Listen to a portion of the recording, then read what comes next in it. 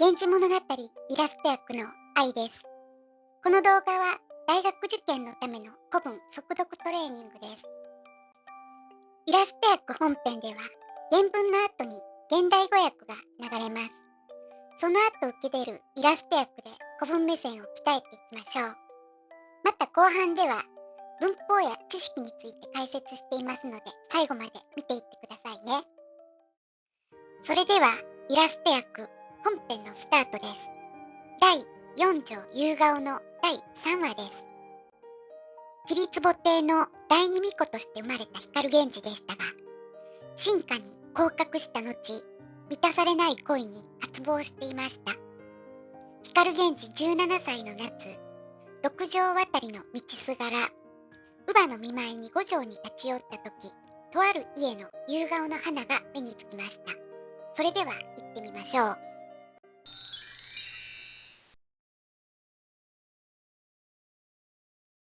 下に糸恋えがちに。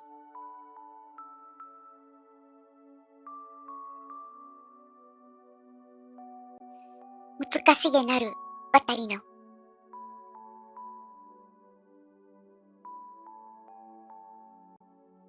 ほのもかのも怪しくうちよろぼいて。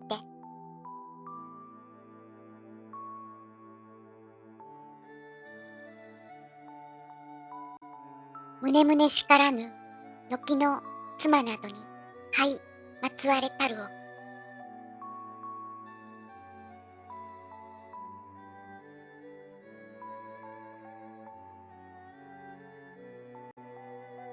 口押しの花のちぎりや。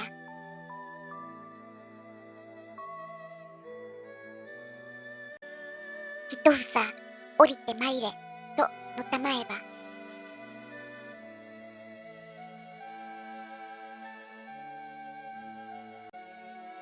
この押し上げたる門に入りておる。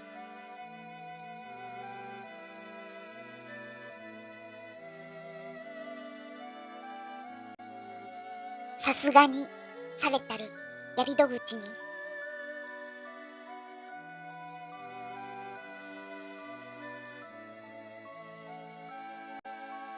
きなる涼しの一重ばかま長くきなしたるわらわの。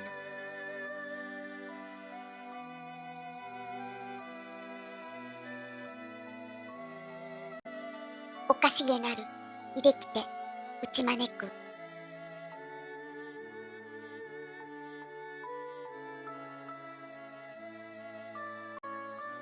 白き扇の糸を焦がしたるを。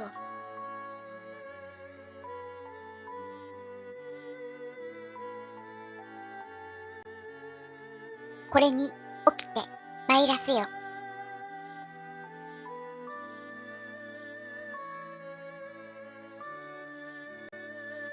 枝も情けなげなんめる花をとて取らせたれば。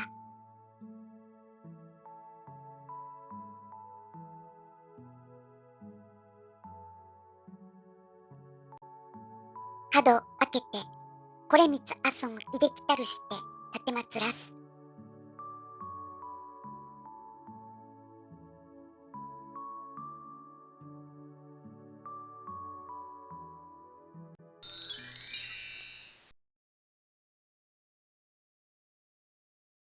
お楽しみいただけましたか？単語や文法は頭に入りましたでしょうか？今回の重要古語はこちらです。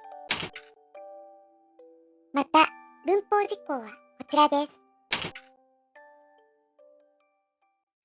今回は謙譲語についてお話をします。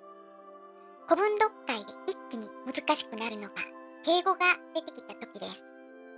身分の上下のなくなった現代社会において、学校教育で敬語を学ぶ機会も少なくなり、特に謙譲語については普段の話し言葉でも重視されにくいので、学習する意味を見出せない受験生も多いかもしれません。確かに身分制社会でなくなったかもしれませんが、主語が省略されたり、他者との関係性において敬語を使ったりするのは、古典の世界から現代までずっと連なってきている日本語の特性です。敬語を古典の基本構造から学ぶことで日本語力も豊かになっていく。そうした視点から古典文法も意義を持って学習してほしいと思います。まず、敬語について3つの種類を押さえましょう。それぞれの敬語は敬意の対象が違います。尊敬語や丁寧語は現代でもよく使うので、今回は謙譲語について理解をしましょう。謙譲語は尊敬語と対比させると分かりやすいと思います。尊敬語は主語に対する敬意表現。